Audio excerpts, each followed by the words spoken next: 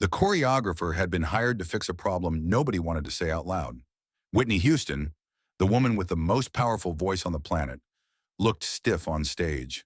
Not awkward, not unprofessional, just frozen, like a statue singing at you instead of a human being moving through music. And with the Bodyguard coming, with the entire world about to watch her on the biggest screen Hollywood could offer, that problem needed to disappear fast. If this story moved you, subscribe and drop a comment. We read every single one. It was the spring of 1992. Pre-production on The Bodyguard was already in full swing, and the pressure inside Arista Records in the film's production office was quietly building to a boil. Director Mick Jackson had screened early rehearsal footage and pulled aside one of the producers afterward. The voice was untouchable, everyone agreed on that. But the camera has a way of exposing what the ear can forgive. On audio, Whitney Houston was transcendent. On screen and movement, something wasn't translating. Her body wasn't telling the same story her voice was screaming. And in a film where your leading lady is supposed to command every frame she walks into, that gap was a problem they could not afford to ignore. So they called Marcus Williams. He was 34 years old, a Los Angeles-based choreographer who had worked with everyone from Diana Ross to New Jack Swing acts, still trying to find their footing. He wasn't flashy, he wasn't famous, but he was known in the industry as someone who could take a performer who had no natural stage instinct and build one from scratch without bruising their ego in the process. That last part was critical. Whitney Houston was not the kind of woman you handled carelessly. The team made that perfectly clear before Marcus ever walked into the room. She doesn't need a dance class, one of the producers told him over the phone. She needs to feel comfortable existing in space while she sings. That's all. Keep it simple. Keep it respectful. Marcus arrived at the rented rehearsal studio in Burbank on a Tuesday morning in late April. It was a clean, modest space, mirrored walls, sprung wood floors, a sound system worth more than most people's cars. Whitney was already there when he walked in, sitting on a folding chair near the far wall, with a bottle of water and a look on her face that Marcus would later describe as professionally polite skepticism. She had done this before. People hired to improve her, people with clipboards and opinions. She sat through vocal coaches who tried to adjust the very instrument that had made her a superstar. She'd sat through stylists and image consultants and PR handlers who each arrived certain they held the key to her next level. She was gracious. She was cooperative. But there was a wall up, and Marcus could feel it from across the room the moment he introduced himself. "I'm not here to make you a dancer," he told her, skipping the formal preamble. "I just want to watch you sing first. That's it. Just sing." She looked at him for a beat, then nodded. Her accompanist hit play on a backing track, something from her debut album, and Whitney stood up, moved to the center of the floor, and sang. And Marcus stood very still and watched. Because the voice was, as advertised, absolutely otherworldly. But he saw it immediately. The hands stayed close to the body. The feet barely shifted. The eyes went to some middle distance that wasn't the camera, wasn't the imaginary audience, wasn't anything in the room. She was going inward to access the sound. And when you go inward, the camera loses you. The audience loses you. You become a vessel instead of a performer, and vessels don't move people. They just hold things. He spent the next 40 minutes trying simple blocking, weight shifts, hand placement. How to let the body open up on a held note instead of closing in on itself. Whitney was a quick study technically. She executed everything he showed her with precision, but Marcus kept watching the mirror and feeling the same low-grade disappointment. It was correct. It was not alive. There was a difference between a body that had learned a movement and a body that understood why the movement existed. And no amount of drilling the mechanics was going to close that gap in an afternoon. He was starting to wonder if he was the wrong person for this job entirely. That was when the door opened. Nobody knocked. The handle simply turned, the door swung inward, and Michael Jackson walked into the room like he had every right to be there. Which in a technical sense he did, because the studio was owned by a mutual friend who had apparently not updated his calendar properly and had told Michael the space was free on Tuesdays. Michael was in a black tracksuit carrying a small bag, already mid-thought about whatever he'd been planning to work on. He took 3 steps inside before he registered that the room was occupied. He stopped. His eyes moved from Marcus to the sound system to Whitney Houston standing in the center of the floor. And then something shifted in his expression. Not embarrassment at the interruption, not surprise exactly, but a kind of sudden, focused attention that Marcus said was unlike anything he had ever seen on a human face in person, like a lens clicking into sharp focus. "I'm sorry," Michael said. "I had the wrong day." He didn't move toward the door. Whitney folded her arms, not hostile, but not exactly warm either. "Michael." "Whitney." He looked at the setup, looked at Marcus, looked back at Whitney. "What are you working on?" Marcus explained, briefly, professionally, that they were working on stage presence and movement for the film. Michael nodded slowly, and then, instead of apologizing again and leaving, he set his bag down next to the mirrored wall and sat on the floor with his back against it. Just sat there, like a student arriving late and taking a seat at the back of the classroom. "Do you mind?" he asked. But it wasn't really a question. Marcus looked at Whitney. Whitney looked at Michael, and then she shrugged, one shoulder, barely perceptible, and said, "Fine." Marcus hit play again.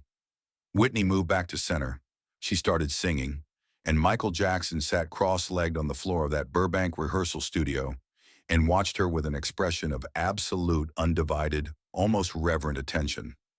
Not the attention of a fan, the attention of a craftsman studying something he respected deeply and wanted to fully understand. 2 minutes in, he stood up. He crossed to where Marcus was standing and leaned in quietly. "Can I?" Just 2 words.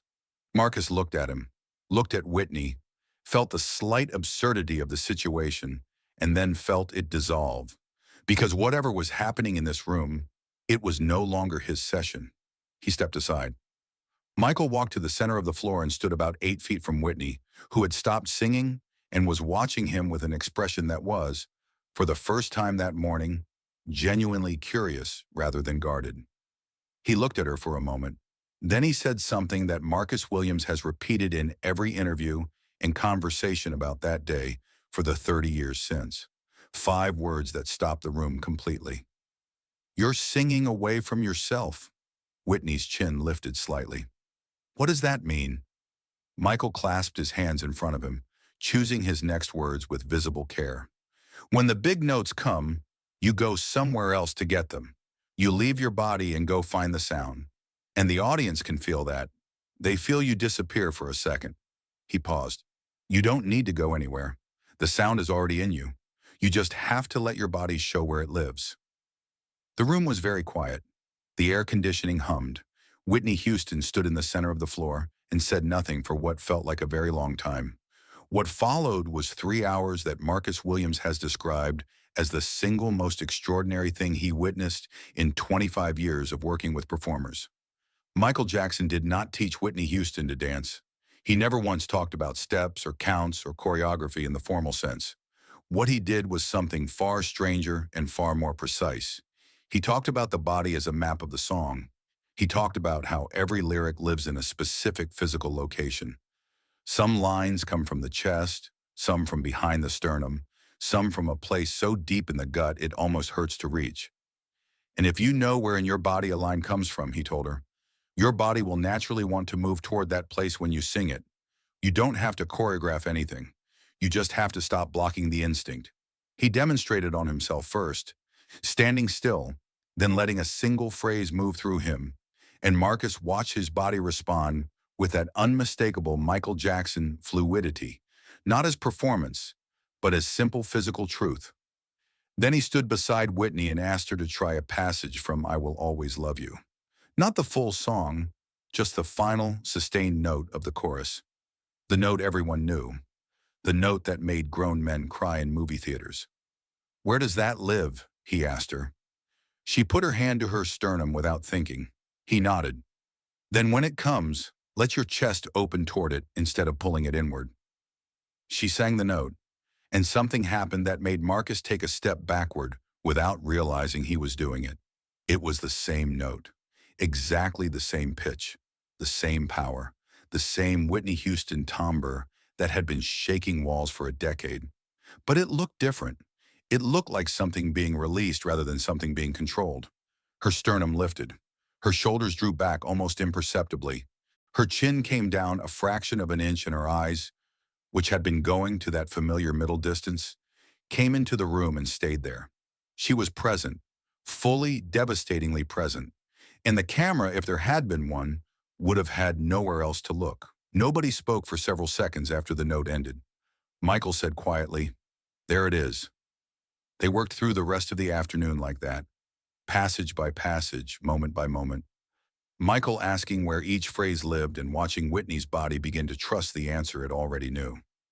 Marcus sat in the corner and took notes, though he admitted later that he wasn't sure what he was writing down, because what he was watching wasn't technique. It wasn't something you could codify into a lesson plan or reduce to a set of exercises. It was one genius showing another genius the specific door that was standing between her instrument and its fullest expression. And the most remarkable thing, Marcus said, was how little resistance Whitney offered once she understood what was being asked of her. The wall came down somewhere in the second hour, and it didn't go back up. Near the end of the session, Michael sat beside her on the floor, both of them against the mirrored wall, exhausted and quiet the way people get when they've done real work together. Marcus was packing up his bag near the door, and Michael said to her, not loudly, not for the room, but audibly enough, "You have the greatest instrument I have ever heard in my life. I just spent 3 hours helping your body catch up to it, but your body always knew. You just stopped letting it talk." Whitney was quiet for a moment. Then she said, "You could have just called." Michael laughed, an actual, unguarded laugh. "I had the wrong day." The Bodyguard opened in November 1992 and became one of the highest-grossing films of the year. The soundtrack became the best-selling movie soundtrack in history, and people who watched Whitney Houston on that screen, who watched her command the frame in a way that felt almost shockingly natural, who watched her hold a camera's eye not just with her voice, but with her whole presence, had no idea that on a Tuesday afternoon in Burbank, a man who had shown up to the wrong room on the wrong day had spent 3 hours quietly showing her something she already knew. Marcus Williams gave a long interview in 2018 and was asked what the greatest lesson of his career had been. He didn't hesitate. "Michael Jackson taught me that you can't give a performer stage presence," he said. "You can only help them stop hiding the one they were born with." He paused. "I watched him do it in an afternoon. I've been trying to figure out how ever since.